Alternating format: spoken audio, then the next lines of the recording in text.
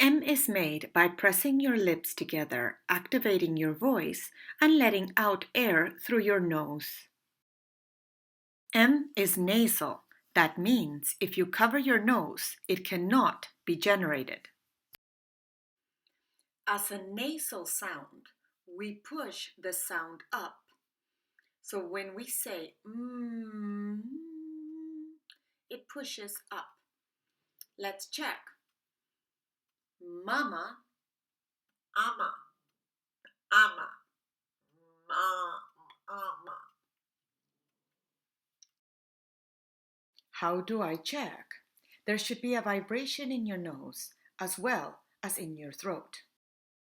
The vibration is felt on your throat, ma, and on your nose, ma, ma, ma. Some words include tum, rum, mom. A sentence to practice with. My mom is helping with Tom.